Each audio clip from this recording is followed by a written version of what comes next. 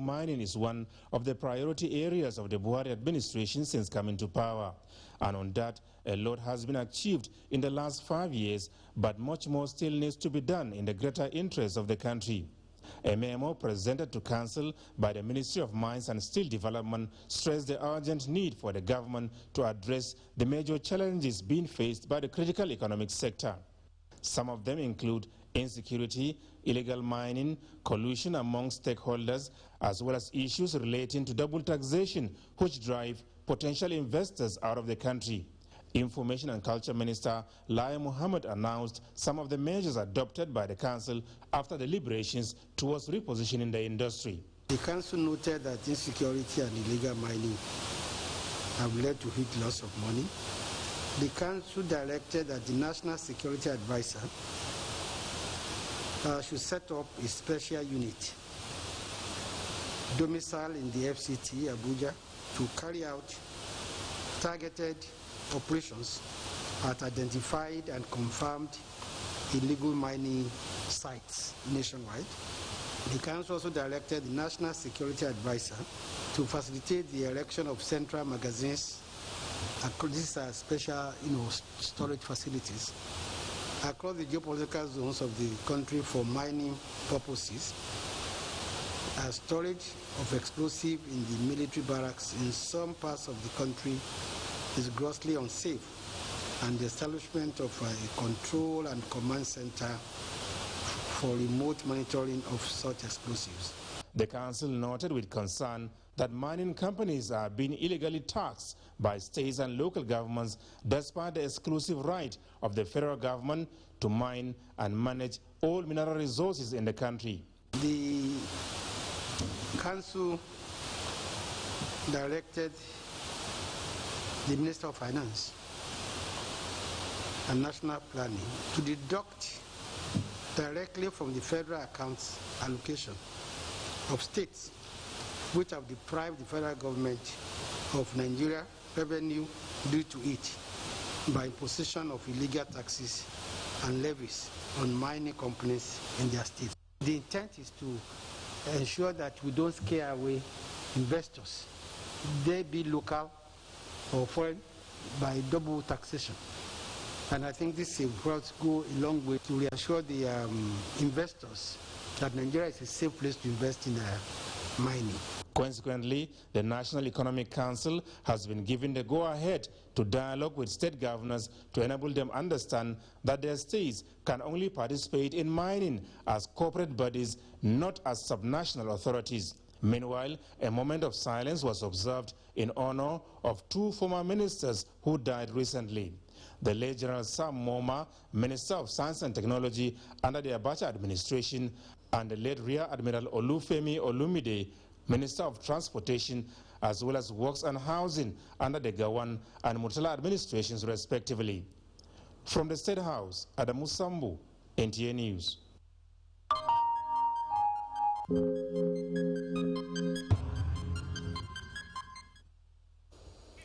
The Federal Executive Council has approved 8.49 billion naira for the procurement of necessary equipment for the testing of coronavirus aimed at controlling and containing community spread of the global pandemic in the country. The Minister of Health, Dr. Osage Ehanire, announced this while briefing newsmen after the meeting of the Council presided over by President Muhammad Buhari. State House correspondent Adamu Sambo again reports that the Council also approved a National Gender Action Plan and climate change. It was the 20th meeting of the Federal Executive Council for the year 2020 and 11th to be held virtually in the new normal. The ravaging coronavirus pandemic, which affected over 580 local government areas of the country, dominated discussions sequel to an NCDC memo submitted by the Minister of Health. A request for 8.49 billion naira from the Special Intervention Fund for COVID-19 being operated by the Presidential Task Force was therefore approved towards expanding its testing and diagnostic capabilities. So we are procuring testing materials right from sample materials to other kits for diagnostics in our laboratory systems to be able to respond properly to the community transmission phase.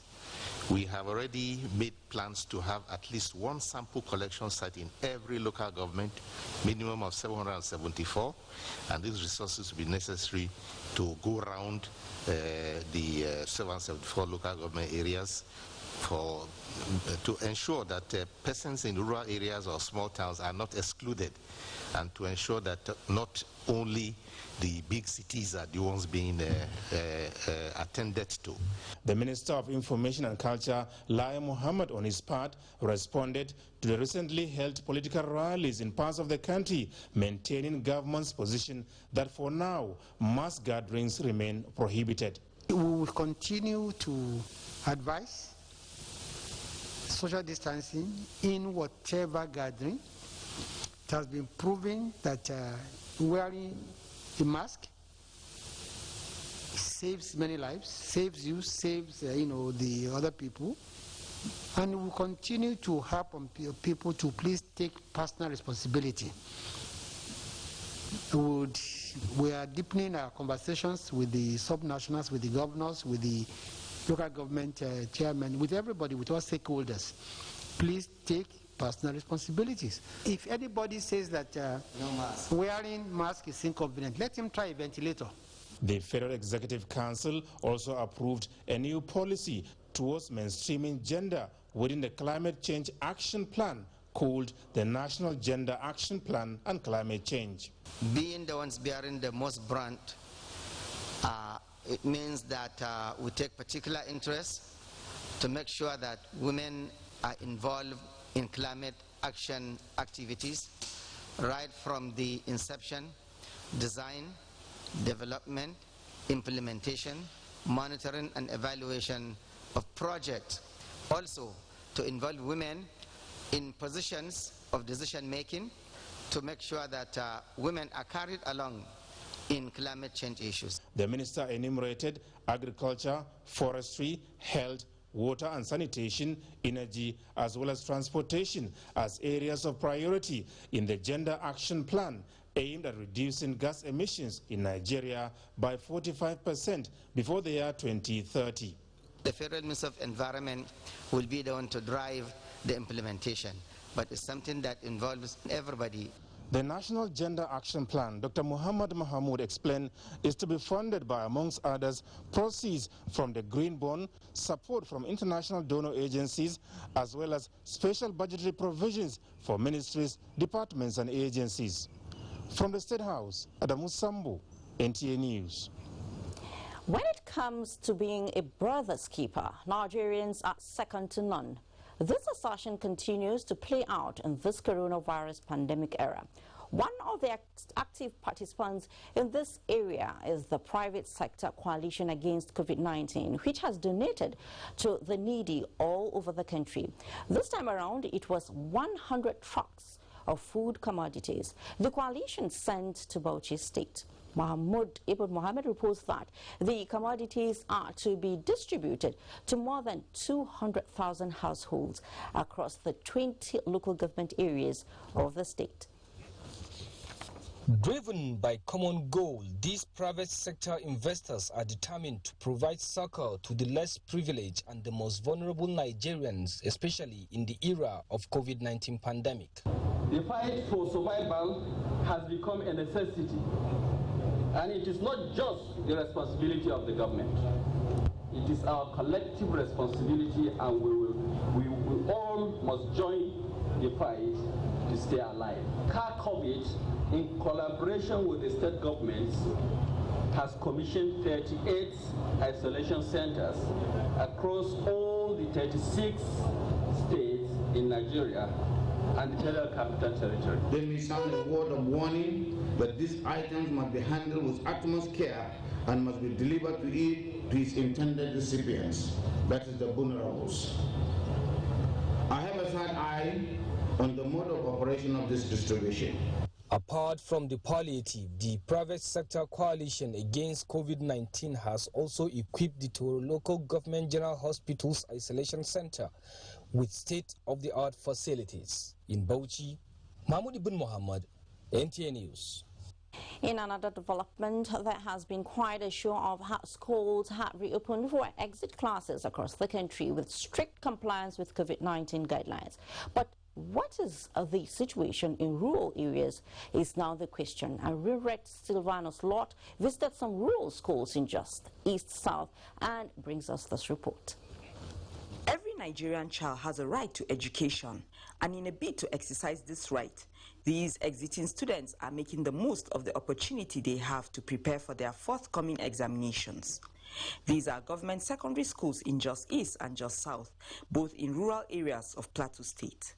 Lessons are ongoing, safety measures are being observed, but how prepared are the students in these rural areas to bridge the gap already created? As empty as this school looks, exiting students are busy learning in their classes. The question, however, is, will these students cover enough to make them pass the exams?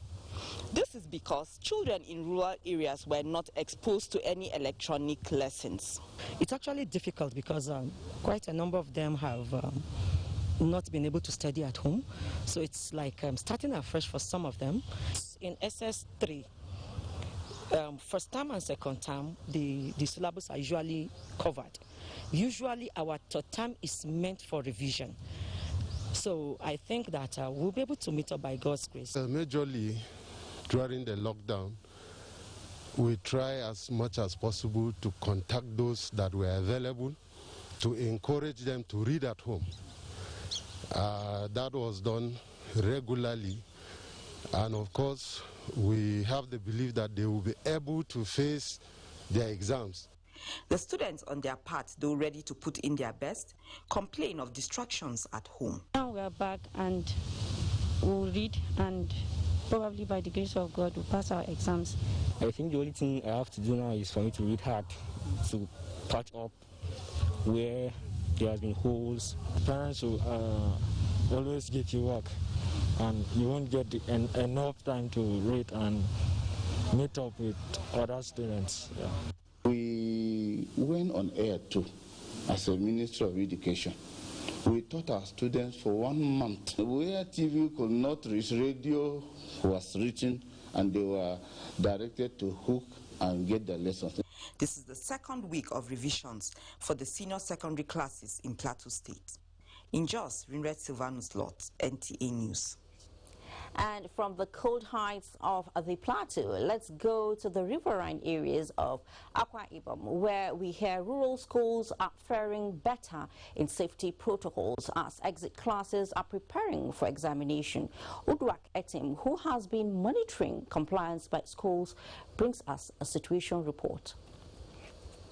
During the first holidays occasioned by the coronavirus pandemic, several online programs were introduced for students in different states of the Federation, including Akwa Ibom states. Students in the rural communities were mostly at the disadvantaged end as they could not access online academic programs. Hence, the reopening of schools for exit classes restored hope, as these children can now enjoy the advantages of classroom learning again. School resumed. The school provided us with hand sanitizer and liquid wash to wash our hands too, and we also observed social distances right from the beginning of the school. I want to use this opportunity to thank all secondary school for all the preventive measures they have put in place to make sure that students are safe. On the COVID-19 guidelines, it was observed that some schools in the rural communities complied with the safety protocols, while a few others are yet to put things in place for resumption. We are strictly observe all the necessary guidelines. The management of the school has thought it wise to set up the COVID-19 team that will manage the situation. We're trying to revise the past questions with them to ensure that they get familiar with WAEC and NECO questions. The educationists maintain that precaution is a veritable strategy to forestall the spread of coronavirus, especially among school children. Udwak Etam, Nta News. Thank you, Udwak. While some Nigerians are focused on not getting infected with COVID-19, others have become comfortable and indifferent about the virus, thereby neglecting preventive guidelines. This worrisome behavior, experts warn, could aggravate community transmission. John Adams examines the falling level of compliance to preventive measures.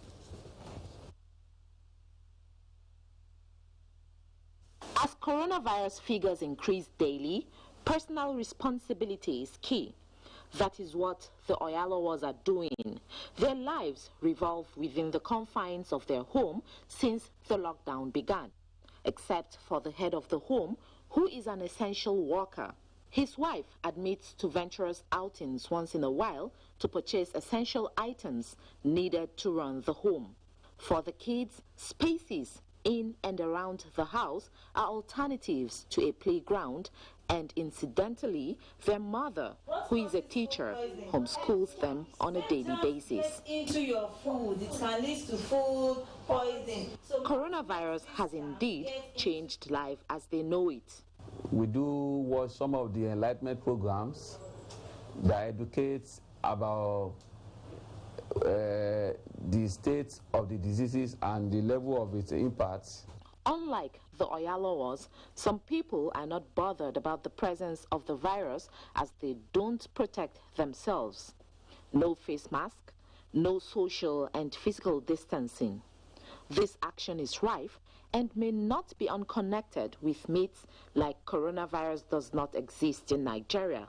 People, even when they get this face mask, they're not using it. They hang it. People complied initially. People they are not fear of COVID-19. As campaigns on COVID-19 continue, it is expected that more people will be responsible, just like the Oyalawas. In Lagos, John Adams, Nta2 News. And as coronavirus cases surge in Europe, Russia says allegations that its COVID-19 vaccine is unsafe are baseless. Joyce Ometu is here with an update on the pandemic.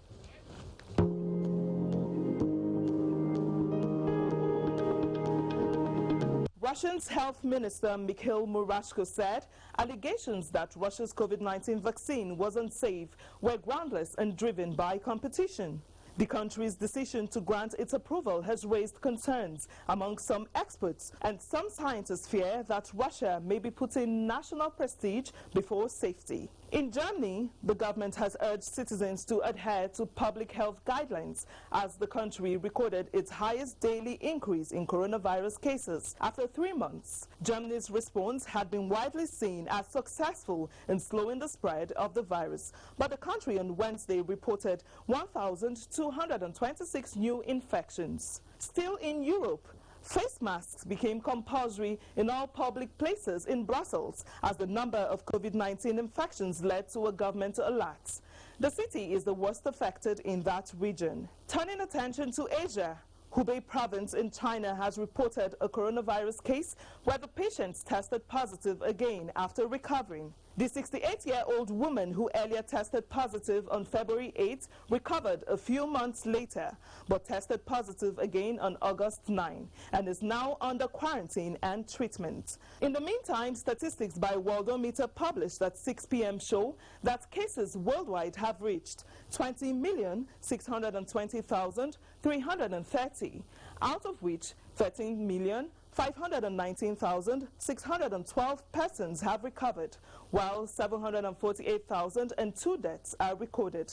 Africa has 1,069,739 cases, 23,929 deaths, and 762,303 recovered patients. In Nigeria, the Center for Disease Control said out of the 47,290 infected persons, 33,609 have been treated and discharged, while 956 fatalities were recorded.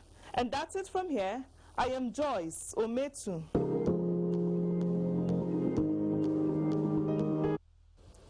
Global update there. We'll take a short break now. When we return, the youth in focus. Their style, their strength, and their struggles. Stay with us. Hi. I'm done. Really? Yes.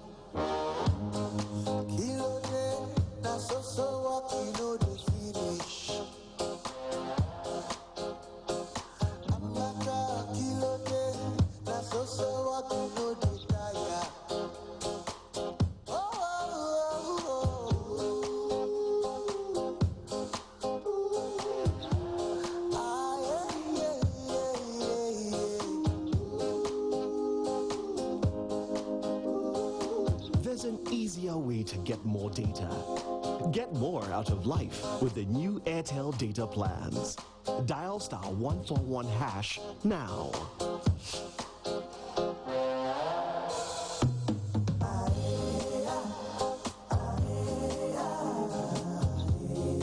Data is life. Airtel, the smartphone network.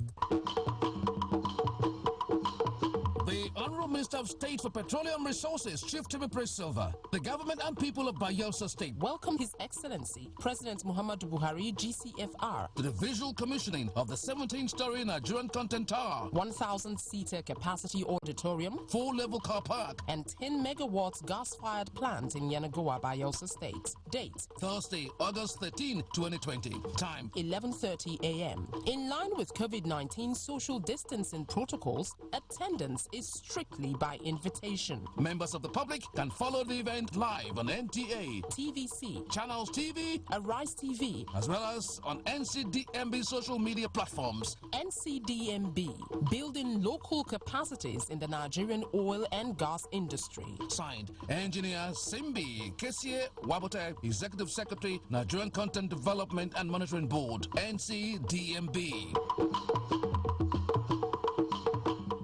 Small doesn't mean it can't be huge. Waking up each morning to feed your neighborhood during a pandemic is no small thing. The world might call them small retailers, but we think of them as giant. And by supporting them, you can be one too. So keep going to Ahmed, to Linda, and to Samuel, because they're the closest thing to visiting family when you have to go shopping. Because individually, we're all small, but together, we are giants. The Nigerian Air Force is recruiting suitably qualified candidates as threats and non-threats men and women for the year 2020. All interested applicants must be Nigerian citizens by birth. Applicants must be medically and physically fit and must not have any criminal conviction by a court of law. Online registration starts 24th July and closes 21st August 2020, while selection board interview exercise will hold from 24th September to 12th November 2020. For more information, call 090-644-32351 or 090-5584-0142, Monday to Friday, between 9:30 a.m. to 5:30 p.m. Or visit the website www.airforce.mil.ng. All recruitment processes are free of charge. Announcer, the Air Secretary, Air Vice Marshal Mahmoud El Haji Ahmed, Nigerian Air Force, willing, able, ready. He's a very tough guy who knocks out every opponent. But now he's been knocked down by malaria. Amatem Soft Gel. Amatem Soft Gel makes treating malaria easy. Amatem Soft Gel is a game changer. Amatem Soft Gel are good to combat malaria for body. Available for adults and children. Say no to malaria. Yes to life. Love is such a beautiful thing. But what happens when love hits the rock?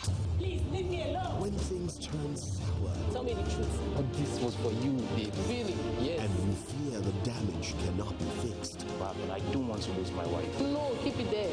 When relationships are in desperate need to be mended, that's where we come in.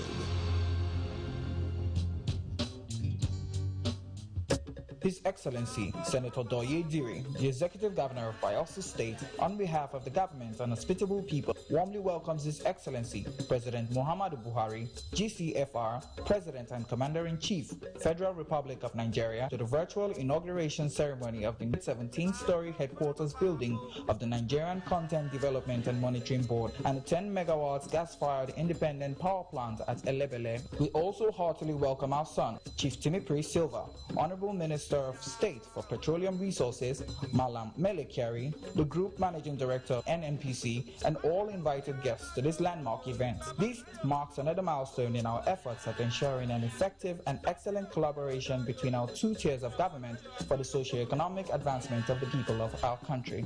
We wish you, Mr. President, and your entourage a happy, memorable, and successful commissioning ceremony in the glory of all lands. Noah, Aloha, Do. Good to have you back. Everybody agrees that youths are the future of a family, community, or a country. And true to this assertion, participants on NTA's Tuesday Live say sustainable culture of promoting youth agenda remains the hallmark of the federal government since 2015, with billions of naira expended to drive an all-inclusive system that puts youth at a vantage position. And Abakar Usman Akwanga has the report. Is said to be the bedrock of every society. This explains the paradigm shift from empowerment to investment in youth through several social viable investment windows initiated by the federal government. More than 60% of Nigeria's population is made up of youth, constituting an integral part of the formal and informal sectors, pulling resources together for national development. The NYIF will consider comprehensive leadership skills development that will help young people become problem solvers, not just learning skills for self-sustainability. Putting up this fund, it's a 75 billion naira fund over the next 3 years. It's a huge thing. It's like a youth bank where we know that government is prioritizing our needs. Guests say the 70 billion naira youth investment fund approved by President Muhammadu Buhari for youth engagement at several economic levels should be monitored and assessed for continuity and progress. For the Nigerian youth, the young people in Nigeria, is that connectivity, that bridge that takes them from where they are to the fulfillment of their destinies. We have a lot of young people who have talents, who have a lot to display, to make them employers of labor, to get them more busy. But the challenge that we have so far is lack of funding. The Nigerian youth are very, very ready to take up this responsibility. On their part, the youth say, apart from the financial support, other platforms should be expanded with priority in leadership responsibility and decision-making process. Sustaining debate for the inclusion of youth in the mainstream of governance formed major position of guests, while mentorship to steer the ship of succession cycle takes center stage in aspiring for a greater tomorrow. In Abuja, Abubakar Usman Akwanga, Nta2 News. In the meantime, contributions by youths to nation building globally, no doubt, have been affected by coronavirus. To support the youths overcome this challenge, Action Aid Nigeria and partners are urging government at all levels and stakeholders to re-engineer the production and extractive industry towards post-COVID-19 re-engagement. This was at a symposium in Abuja to mark the 2020 International Youth Day. Kenneth Nanim has the report. Sequel to this year's theme, attention is being focused on challenges faced by youths in the COVID-19 era and how meaningfully their creative energy, skills and intellectual prowess could be harnessed for nation building. Inside this hall, voices are getting stronger and louder, calling on Nigerian youths to stand tall in the midst of challenges and take their pride of place in governance, demand accountability on public funds expenditure and infrastructural development, starting from the local communities. The youths are interested, it's just that they don't have access, and that's where inclusion comes in now. Once you have not been part of any decision making, I don't think there is going to be an interest in the implementation. Policymakers are also being urged to create opportunities for the youth to explore and be part of COVID-19 economic recovery plans. Before oil, we had the agriculture, was the mainstay of Nigeria. They need to pay it attention. The youth who are ready to go in that way, their skills should be developed, machineries be given to them, equipment, and also, funds be given to them. Reaction Aid Nigeria is also using the day to raise more awareness on the need for the youth to get more involved, get interested in governance, follow up government policies and implementation of programs, especially the budget process of Nigeria. Kenneth Nanim, Nta2 News. The process of redirecting focus of youth away from crime to productive endeavors requires more advocacy. A youth-centered group, Make Nigeria Better initiative, is working with the Federal Ministry of Youth and Sports Development to promote positive change among Nigerian youths. And Olabode Arewa reports that the program is part of activities to mark the 2020 International Youth Day with the theme, Youth Engagement for Global Action. Kolawole Johnson and Blessing Chisholm are undergraduates who are seeing young people around them engage in common vices like advanced fee fraud, kidnapping, and drugs. An experience they described as not palatable. No youth should take unemployment as an excuse to go into crime. We can do so many things for ourselves. We the youth are ready to work. We are ready to do any noble job that will be given to us. We have the strength, we have the capacity. The group is using this year's International Youth Day to echo the need for youth to be gainfully engaged. They implore their contemporaries to join hands with government in the task of building a new Nigeria. Young people here at the Unity Fountain in Abuja are calling on the government at all levels to ensure that they create a more enabling environment to ensure that young people achieve their dreams in Abuja. Olabode Arewa, Nta2 News. Thank you so much, Olabode. And we have someone tonight in the house to talk more on the International Youth Day, year 2020, and she is no other but a youth parliamentarian, Toru Nana Mary Mesindo from Bayelsa Central. Well, it's good to have you at News Extra tonight. Thank you. It's a special day for us, the youths. Right, so okay. You're welcome. Thank you so much. So can you tell us, what is the significance, of a day like this, most especially in this year, talking about, the 2020 at COVID-19? Okay, well, the International Youth Day was declared to celebrate youths, youths who have excelled, youths who have not excelled, to celebrate youths in general. And this year it's very much important because despite everything we've gone through, despite everything youths have been through, a lot of youths have lost their jobs, lost what they do, what they feed on, and despite everything, we're still there, we're still strong. So this year is actually very important for us. It's actually a time where we have to realize that despite everything, we have ourselves. We're youths. We still have time, and we'll still conquer this whole thing. So we have to celebrate ourselves. That's why this year, despite the whole COVID thing, is very important. This one is very important for us.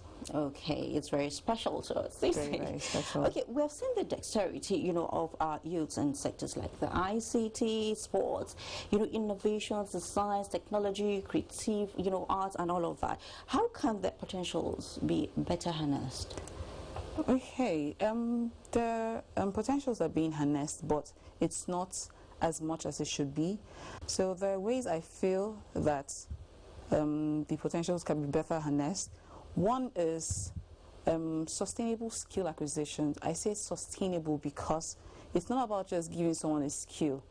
It has to be sustained to an extent. One way is, okay, you train me on something.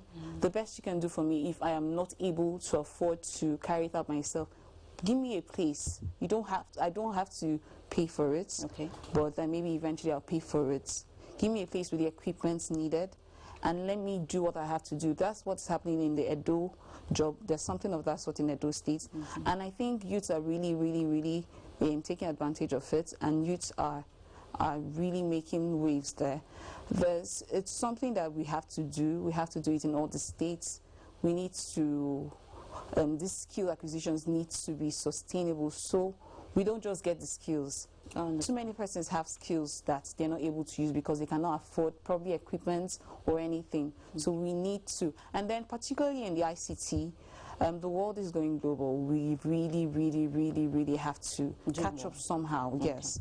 So if it has to be that, okay, you train people on ICT, you train them. It's not about just pressing the computer. It's about at least being able to program, being able to do stuff like that. And so we need more to be done on that. People need to be trained further. If they have to be sent abroad, and not just sent abroad and leave them hanging.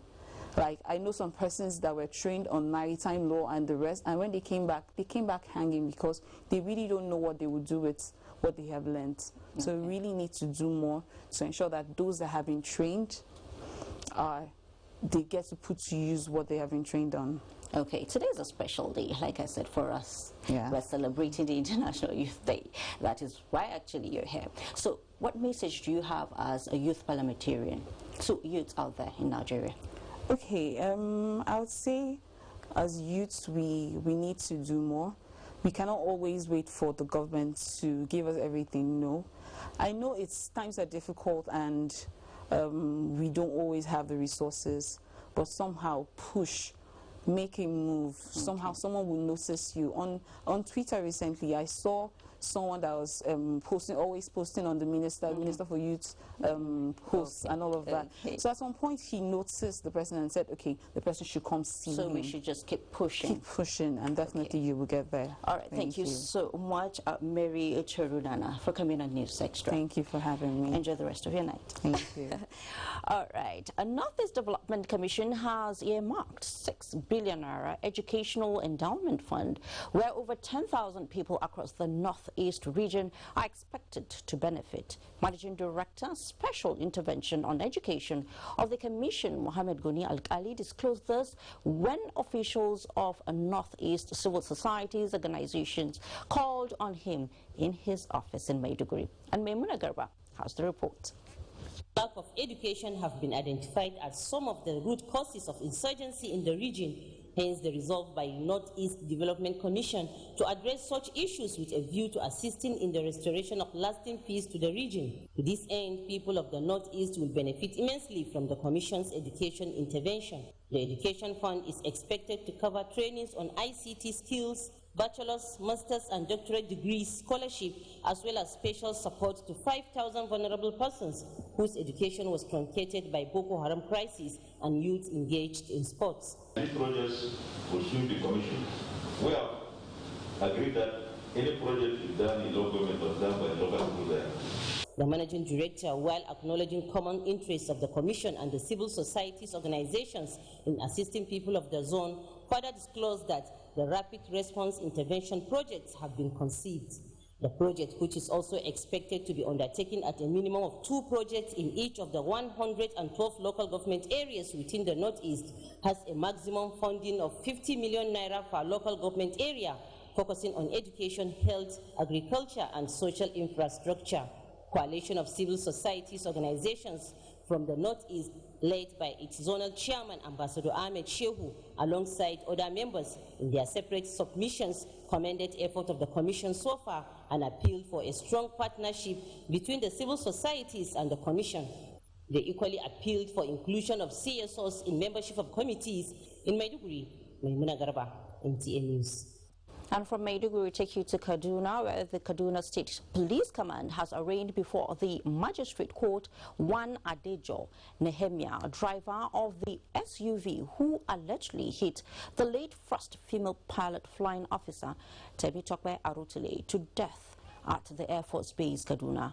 Achari Maxwell reports that the suspect has been granted bail in the sum of 1 million naira.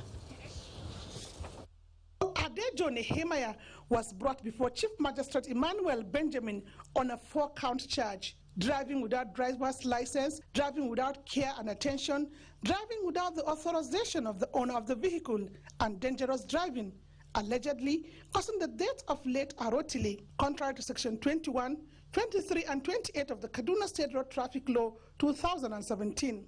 We are investigating two aspects. One is the criminal conspiracy and culpable homicide, of which investigation to that direction is ongoing. And secondly is the traffic aspect of the offense, of which we are done with investigation, and today we've arraigned the suspect involved. Defense counsel Ali Ibrahim Omache pleaded for bail of his client. He was arraigned on an FIR containing the allegations against him, which he denied. Meanwhile, the court has admitted him to bail on our application, so bail was granted. The matter has been adjourned to 26th of this month for hearing in Kaduna. Achari Maxwell, NTA News. In the meantime, the EFCC has taken over investigation of a case involving two Lebanese suspects arrested by the Nigerian Customs Service for attempted smuggling of $870,000 out of Nigeria. The suspects were arrested at the Port Harcourt International Airport, and Kingsley Amajiri reports. Provision of the Money Laundering Prohibition Act, transportation of cash or negotiable instruments in excess of $10,000 or its equivalent in and out of the country is expected to be declared to the Nigerian Customs Service. The two Lebanese who were intercepted at the Port Harcourt International Airport were arrested because they failed to disclose the cash in foreign currency amounting to $870,000, which contravenes the relevant sections of the laws of the country.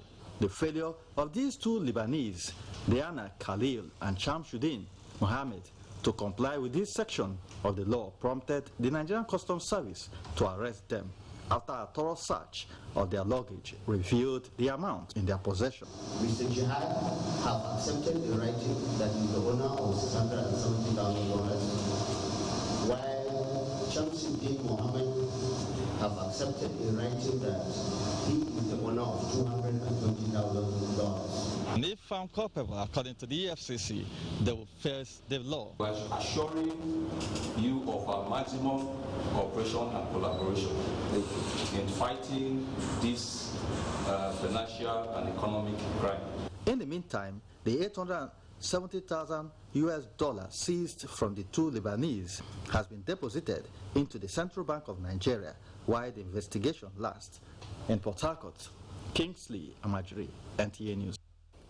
In the next segment of the news, stories of some situations that pull the heartstrings, plus the warnings of flood. You either flee or swim. Don't go away. Ah, Helen Paul! Hello, madam. Would you like to join us on this mission? Yes, but how? Just one question for you. How do you keep your toilet clean? I use regular detergent and bleach for washing and removing yellow stains. I have been using it for years. Oh, madam, the regular detergents and bleach are used for washing clothes. To disinfect your toilet properly, you need Harpic 10X. It is specially made for germs and stains remover. Harpic sticker formula settles on stains and gives 10 times better cleaning compared to regular detergent and bleach. Wow, now I'm convinced, Helen Paul. Really? Yeah. Now that she's part of the mission, the next house is yours. Like every mother, I'm worried about dangerous insects, especially mosquitoes, which spread diseases like malaria to my loved ones. This year, I'm not afraid. I'm using New Mortein Insta-Kill. New Mortein Insta-Kill's improved formulation knocks down mosquitoes 2 times faster. Not even a single mosquito is spared, because even one mosquito bite can cause malaria. Mortein Insta knocks down mosquitoes 2 times faster. You just getting the ball and a shot call for there. Oh! You need to recharge your DSTV or GoTV subscription easily, but our office dey fast small. You fit use our app to recharge or fix errors. No wahala. Or if you like one-on-one service, our Sabi Men agents, full brand, them be certified field service agents. We fit help you with any gbege. Sabi Men dey for you. If you want recharge your subscription and sharply activate your account, them fit help you resolve any technical challenge or customer inquiry. How you go take know them? Now with them Sabi Man jacket, branded face cap, and backseat box machine with them hold. Now so you go Sabi our Sabi Men for your area. area. So, whether na my DSTV app, my GoTV app, or Sabinen within your area, make sure say you continue to enjoy world-class quality entertainment anytime at your convenience. We dey your side.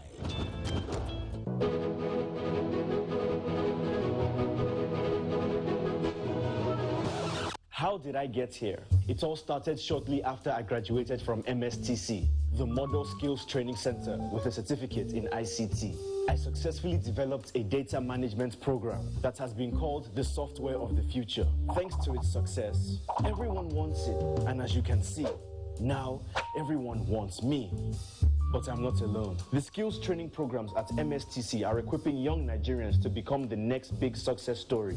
Whether it's ICT, mechatronics, facility technology, electronics and computer networking, or culinary studies, a certificate at MSTC is the way of the future. And just like me, there he is. Everyone will want you to. ITF, developing the nation's human resource. Thanks for staying with us on News Extra. The proliferation of online pharmacy prescription services is seen as a pointer to another dilemma that seems set to become more prevalent. The disturbing trend is such that the World Health Organization has allotted its member states on the need to tighten control on the sale of pharmaceuticals and other medical products through the internet. Wants to know about the Nigerian situation? Here is health correspondent Rabi Abdullah. As regulated products, ethical issues in access to medicines is considered very critical. If I'm sick, I go to a certified physician, go to the hospital, and the doctor will prescribe drugs for you, and you go to the pharmacy and get it. Let me say that dispensing, offering for sale of pharmaceutical products done within a pharmaceutical premises. This is a peculiarity of the pharmaceutical business. They must be conducted within the premises which has been inspected, approved, and licensed by the Pharmacists Council of Nigeria. Secondly, the products must be good one. This pharmacist oversees a registered pharmaceutical premises, but his view is a bit tilted toward the other side. Because of the pandemic, patients cannot see the doctors, so how can they get these drugs? It's a big question. So if they can do more of online prescriptions of drugs, it's going to go a long way. And the council frowns at it. If they can look into the matter and see ways of establishing these online prescriptions, it's going to go a long way, especially for the benefit of the patients. There is no law that guides online marketing of products. Yeah. What we have is a foundation as regards the drug itself, which they sell online. There are, however, indications that the narrative is about to change. We have actually written to the Minister for Communication and Digital Economy in order to get the assistance of the various parastates under that ministry in terms of computerization, so that this thing will be reduced to the barest minimum. In the field of pharmacy, quality control and quality assurance are considered vital to the development, manufacturing and use of drugs meant to help save lives. In Abuja, Rabi Abdullah, Nta2 News. And from health, we'll take you to security. The Air Task Force of Operation Lafia Dole has destroyed a Boko Haram terrorist logistics storage facility and neutralized many of their fighters at Yamud along the Gulumbagana-Kumshe axis of Borno State. Defense Media Operations says the operation was executed on the 11th of August, responding to intelligence reports indicating that the settlement was one of the locations where the terrorists store their logistics, assemble and launch attacks. Detailed surveillance reports also established the presence of a significant number of terrorists within the settlement. Accordingly, the Air Task Force detailed its fighter jets to attack the location, scoring accurate hits leading to the destruction of designated target structures as well as the neutralization of some of the terrorists. Life has dealt a hard blow to an 80-year-old widow, hindering her homeless in Uyo, Akwa Ibom State. A fire outbreak razed her 12-bedroom apartment and other property left her by her late husband. Uwem Edimos Samson reports. Which started about 8 o'clock in the evening, destroyed 12 rooms apartment as well as properties worth millions of naira.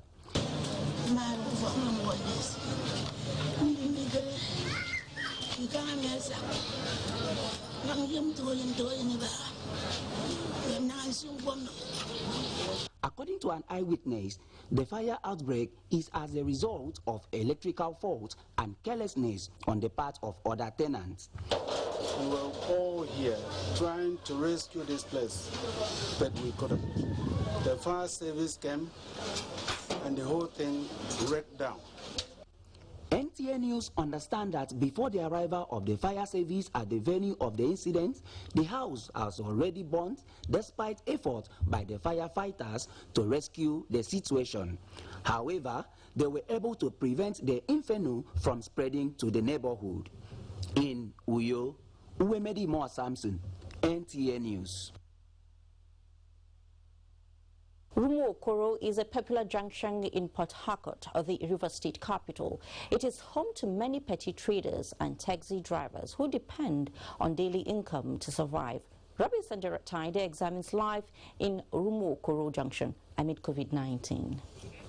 Rumokoro Junction, located along the East-West Road, is the most populated junction and perhaps the noisiest area in Port Harcourt due to the high concentration of petty traders. The junction also has one of the biggest motor parks with various shapes and sizes of vehicles which convey passengers within and outside the state. The presence of a lot of cabs which facilitate intra-city movement is a common sight. The uniqueness of Rumokoro Junction is in the economic activities around the area. Many youths in Port Harcourt engage in trading, driving, and provision of other services to earn a living at the Rumokoro Junction. Economic activities still boom from morning to night at the junction, even with the call for COVID-19 protocols of social distancing. I'm giving them a sweet mouth so that my customers can be able to come and laugh and buy. That is why I'm giving them a sweet mouth. Obi before now, I don't waka. Nowhere like Rumokoro, as it's like this, so as you see and so, as the horse so. If you visit Port Harcourt, if you have not come to Rumokoro, you have not come anywhere. You have not seen Port Harcourt. So the Port Harcourt we are talking about is from Rumokoro. Many people are hustling out here to earn a living. Markets are not open yet, and we can't fold our hands. The ongoing construction of a flyover bridge by the state government, commuters say, will not only reduce traffic, but will add aesthetics to the junction.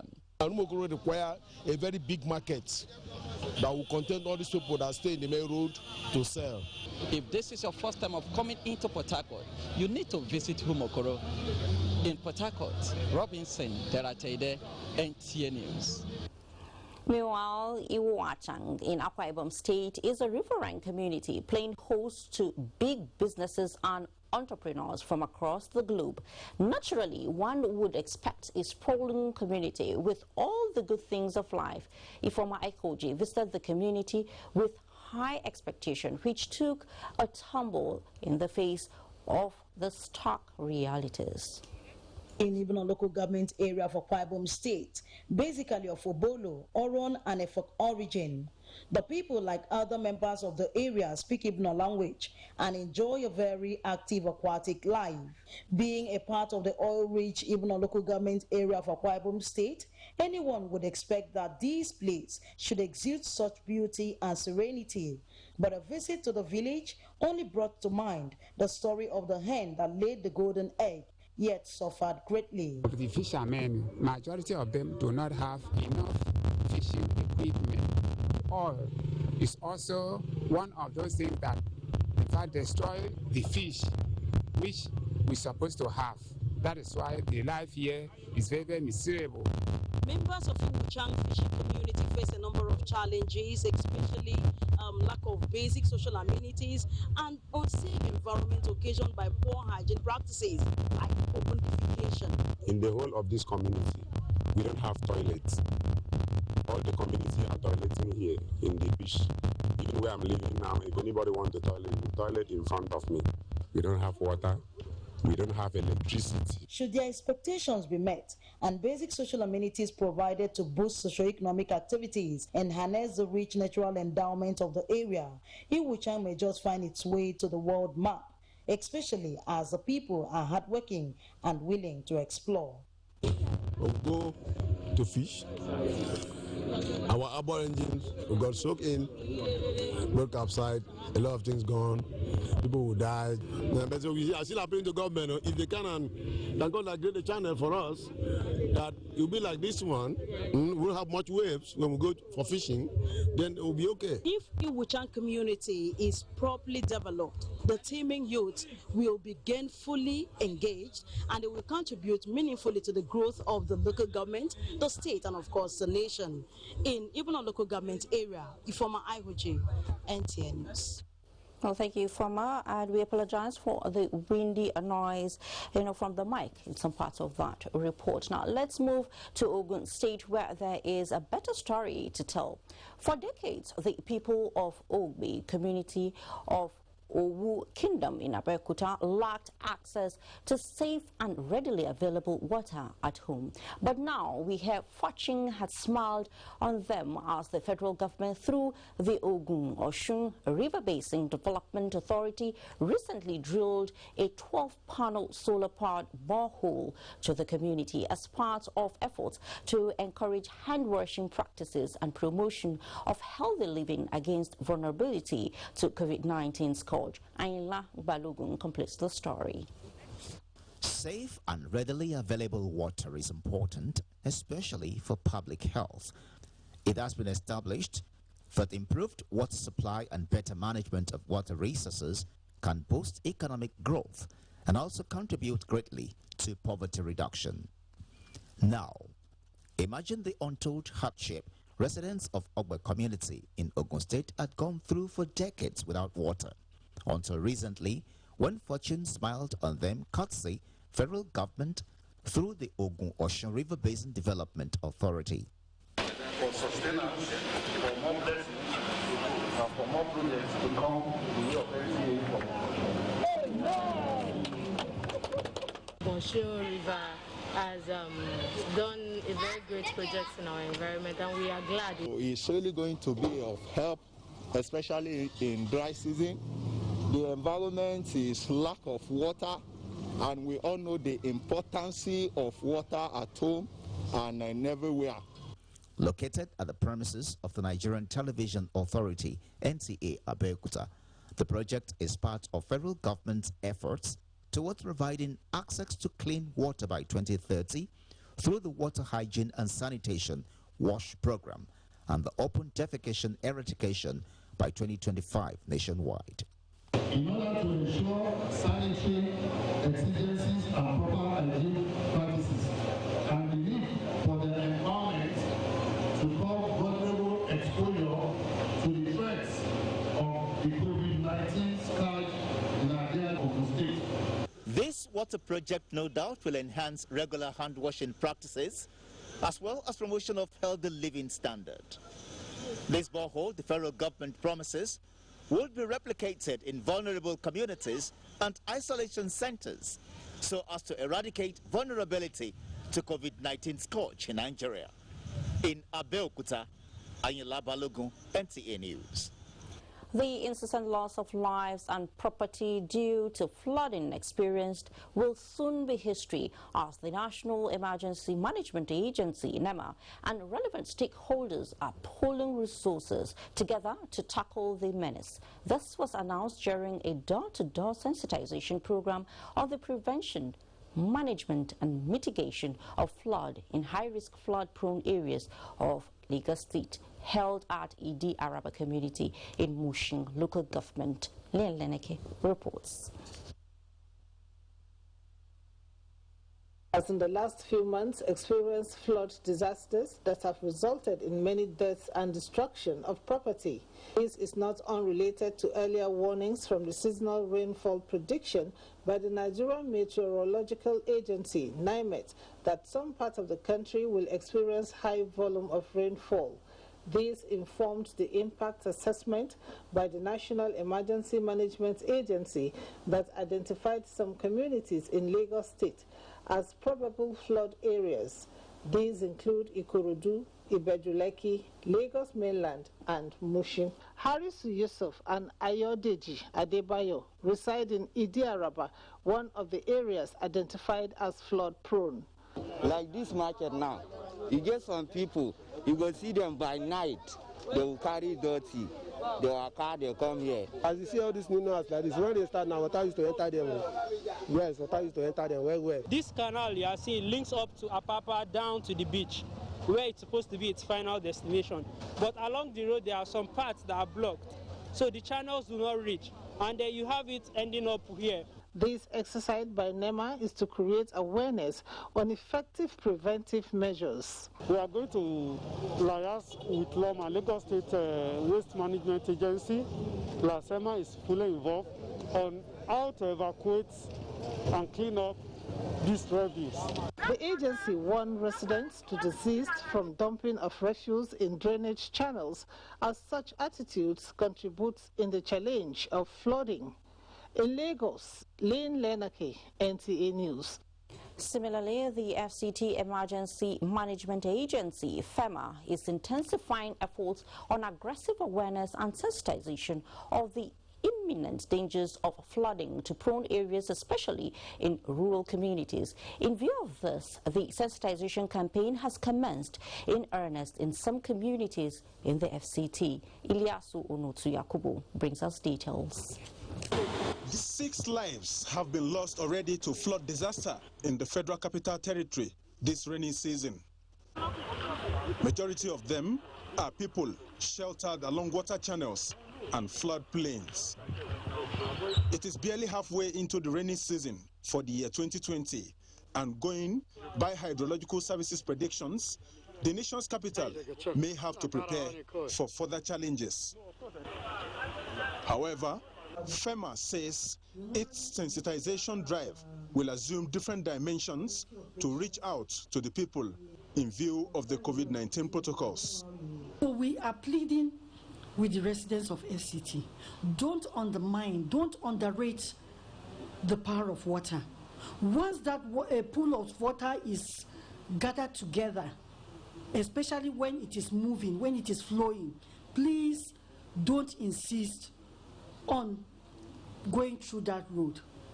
Hold on, allow the water level to come down, or you go back and take another route. Like musical numbers that have been put on auto playback, the messages from these disaster managers on flood is for the people to take heed from reminders from the years past on the damages flood has caused and can still cause. Kwegbi and Lokogoma are major highlights in the NIMET and hydrological services flood predictions for the FCT this rainy season. And so, the mission for the team, therefore, is to appeal to the various leaders to get their town criers across the villages to help disseminate the messages. We use the town crier to go around the community because they know where some of the people that are there, they cannot communicate, they cannot speak English. We use different language, the way we are mixed up. The flooding, there's many life has gone in this river, Kolokogoma village here. So we really appreciate the FEMA as they give us awareness As part of strategies to ensure that the messages remains with the people, billboards and signages were being erected at strategic places at the prone areas to re-echo the dangers of flood.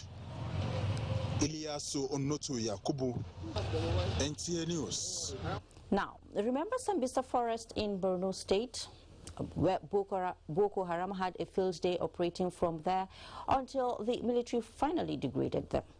That insurgents and bandits like operating from forest areas for obvious reasons is not in doubt. That is what protecting national parks from bandits is the focus of a tripartite meeting of the Ministers of Environment, Interior and Agriculture. Onege Fine Faith reports on this and the request of Gombe State Governor for federal government support to mitigate erosion ravaging his state. 7 national parks and several game reserves in Nigeria are natural flora and fauna preserved to sustain biological diversity and ecosystem balance. Although considered inadequate, local militia comprising bandits and cattle rustlers continues to impugn on the safety of national parks. Ministers of Environment, Interior and Agriculture are having conversations on how best to improve security of national parks and game reserves across the country. Various illegal activities of militia in and around the national parks and other categories of protected areas has necessitated the need to strengthen the service with trained and equipped personnel to protect and safeguard the national parks and its natural resources. As the Minister of Agriculture, we are interrelated with this problem on so many fronts, even in providing security, the development of livestock within the parks. Empowering the wildlife and park rangers, as well as stimulating collaboration between all security agencies in that regard, will go a long way in safeguarding our security in Nigeria. Similarly, the Minister of Environment played host to the Governor of Gombe State, Mohammed Inuwa Yahaya. The Governor is requesting support of the federal government to tackle gully erosion, desertification and other environmental challenges confronting Gombe. Gully erosion and desertification, it has made us to be very vulnerable and very exposed to the vagaries of weather and climate change. Gombe State currently has a special program to plant 4 million trees in 4 years to mitigate its environmental concerns. In Abuja, Onengiye Fine Face, Nta News. You're still watching News Extra, and still to come, Operation Scorpion 2 stings erring drivers. We'll be right back. Please stay. On all our social media platforms, Facebook at NTA Network News, Instagram at NTA Network, Twitter at NTA News Now, YouTube at NTA News Online, or visit www.nta.ng. For live streaming, visit www.nta.ng/live. Now, you can stay updated on the go, be it on your TV, iPhone, laptop, or iPad, or download the NTA mobile application from your Play Store or App Store. NTA, you can beat the rich.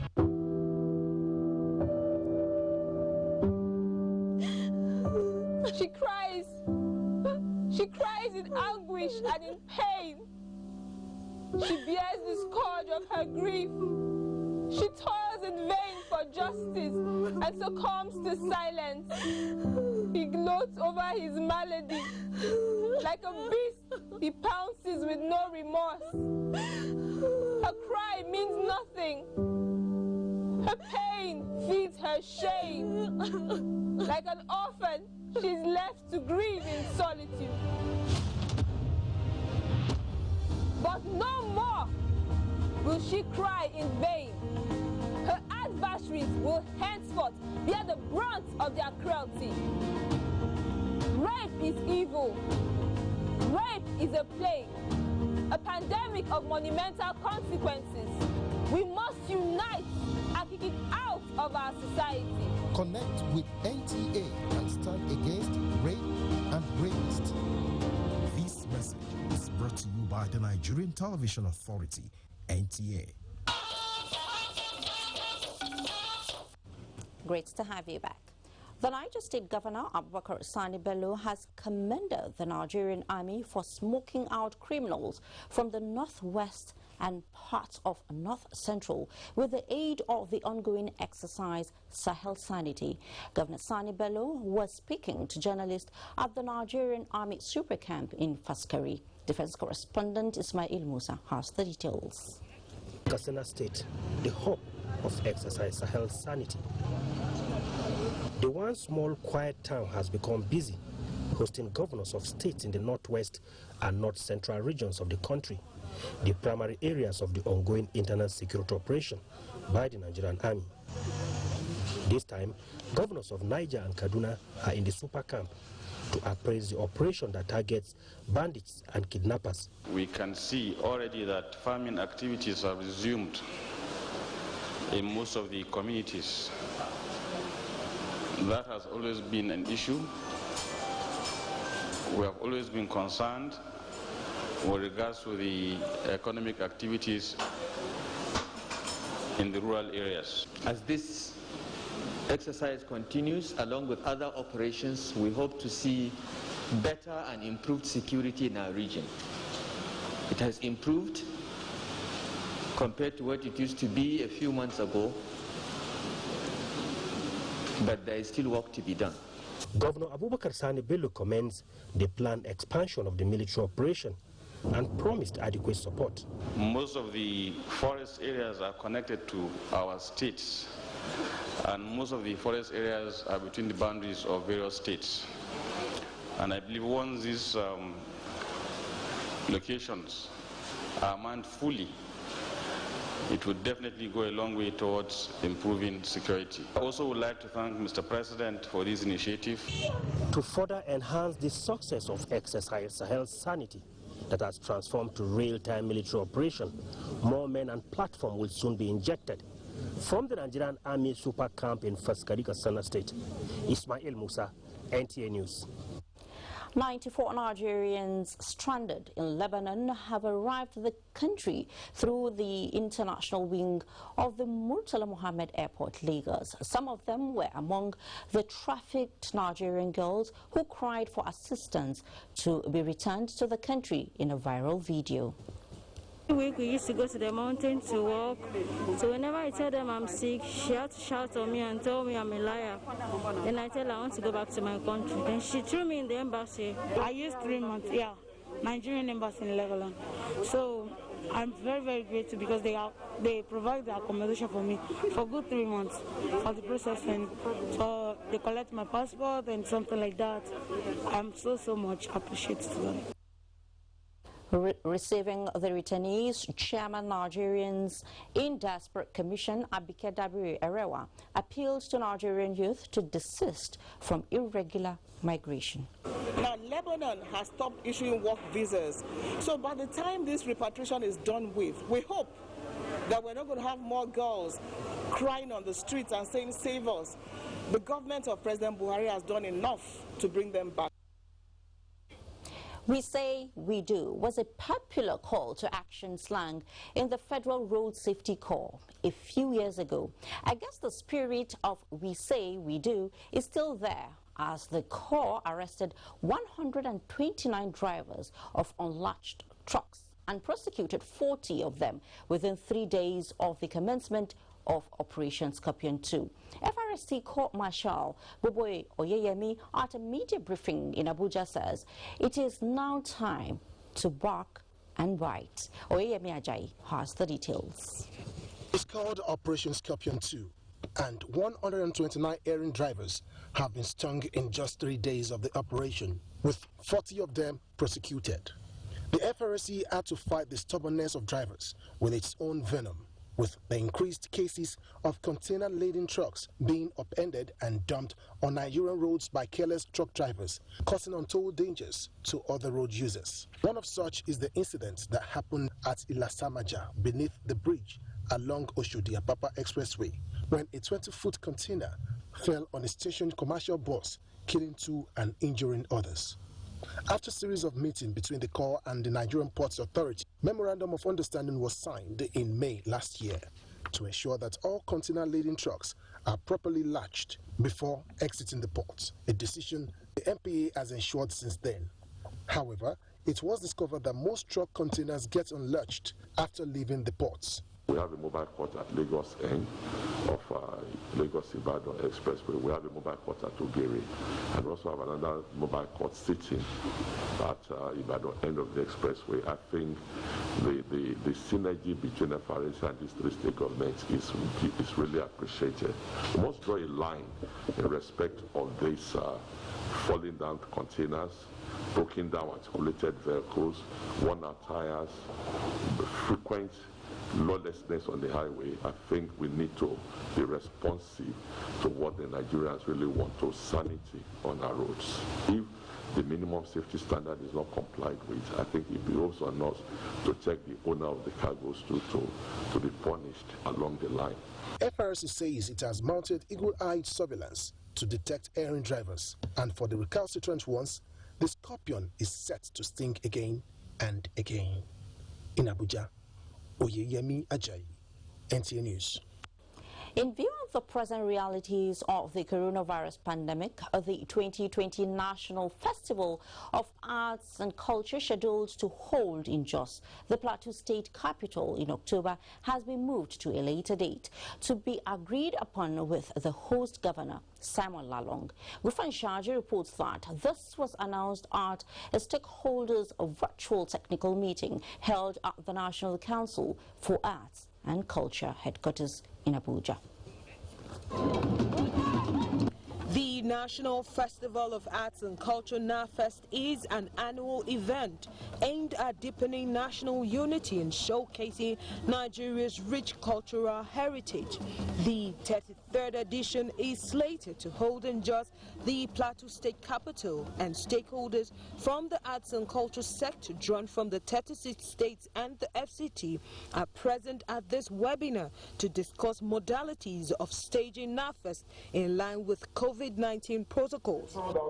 However, there were concerns about the hosting of the fiesta this October as earlier scheduled. Commissioner for Tourism, Culture and Hospitality, Plateau State, Tamwakat Welly, indicated the state's readiness to play host to participating states sometime in December.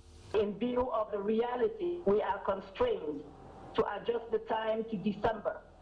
This is to enable us to perfect all logistic arrangements while observing developments in respect of the fight for the eradication of the COVID-19 pandemic. The stakeholders, however, appealed to the Plateau State government to host the festival in November to allow for more participation. So it's important that we agree on a date before December. In the spirit of the COVID-19 protocol, some events, particularly traditional wrestling, will be replaced. That's why we're introducing the drive-in theater, so that we don't have to crowd ourselves. The DG also said that NAFEST is not only possible in an era of the pandemic, but the festival can be made even more unique and entertaining while observing all the COVID-19 guidelines. In Abuja, Gufan Shaji, Nta2 News. Proper domestication and implementation of the Violence Against Persons Prohibition Act and Child Rights Act in Nigeria depends on the pragmatic approach and coordination of programs by the supervising ministry. This is an observation by the House Committee on Women Affairs during an oversight on the activities of the Federal Ministry of Women Affairs. National Assembly correspondent Abdullahi Aminu reports. Women Anthem on Equality, Development and Peace marked the beginning of the oversight on the 2017 to 2020 budget's expenditure by the ministry. It is with a view to ascertaining the success of programs towards safeguarding the integrity of women, promotion of maternal health, and implementation of the Child Rights Act. We must work in order to achieve the desired mandate that is expected of us. Committee members required a report on the utilization of funds for a workshop in partnership with the National and State Assemblies, total cost of the headquarters building, and modalities put in place to achieve the 500 million naira African First Ladies Peace Mission project. We are here today to articulate and fine-tune a better strategy on how to prioritize gender-based budgeting. The oversight rounded up in a closed-door session for more clarification on the 4-year Appropriation Act. In Abuja, Abdullahi Aminu, Nta2 News. In the concluding segment of the news, we have a special on Nigeria's most iconic sports edifice on its way back to the top pedestal. Do stay.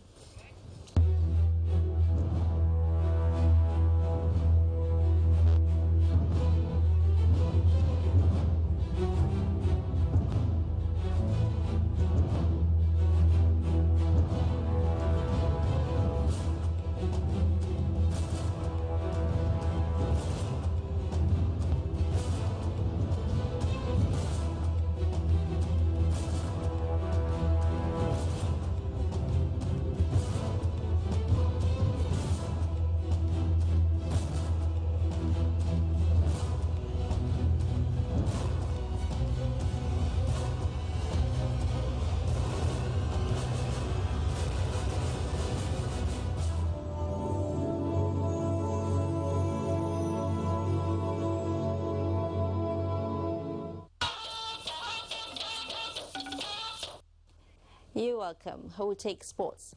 48 years after the National Stadium, Surulere, Lagos, was inaugurated, the federal government has initiated a move to return its glory. And Tamara Ebiwe has the details. Take it or leave it. Sporting facilities are not scarce in Nigeria, as every geopolitical zone boasts of at least one stadium, irrespective of its ownership, be it federal, state, or privately owned. Maintenance culture is, however, the bane that has bedeviled sports infrastructure in Nigeria. So, to tackle this obvious challenge, the Ministry of Youth and Sports Development is taking another bold step to restore the glory of Nigeria's sporting monuments by setting up a ministerial task force on National Stadium Surulere in Lagos, constituted on the 9th of June 2020 to verify and screen legality of occupants in the stadium. The committee submitted its report on 21st July 2020. The multi-sporting facility has an Olympic-sized swimming arena, basketball and volleyball courts, indoor sports hall for wrestling and boxing, among others. The facility boasts of a 45,000-seater capacity grass football pitch that hosts national and international matches. Worthy of note and reckoning are the 1980 and 2000 Africa Cup of Nations finals and the 1973 African Games. This national monument is now dilapidated and last hosted a national event in 2004.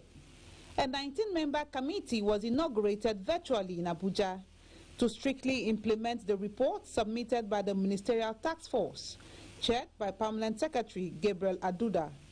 The themes of reference include reviewing the Ministerial Task Force reports, identifying illegal structures in the stadium to be demolished, length of time of notice to occupants. I'm confident we can move ahead to present the National Stadium Surulere ready for those that will be interested as concessionaires. This will put the facility in shape for the concession process that began 6 years ago. The committee's report is expected within 8 weeks. Tamara Ebiwe, Nta2 News. To a sad one now, President Muhammadu Buhari mourns the demise of former United States Ambassador to Nigeria, Walter Carrington, describing him as a longtime friend of Nigeria and an astute and courageous diplomat. In a tribute this evening, President Muhammadu Buhari praised the late ambassador, whom he said openly supported the people of this country when they fought for the return of democracy following the annulment of the June 12, 1993 presidential elections won by the late Moshood Abiola. President Buhari said the story of the Nigerian democracy under the Fourth Republic will not be complete without a mention of the heroic roles of the likes of Ambassador Carrington. And on that sad note, we conclude News Extra for tonight. Thank you so much for watching. Please stay safe. I am Fatima Umaruba.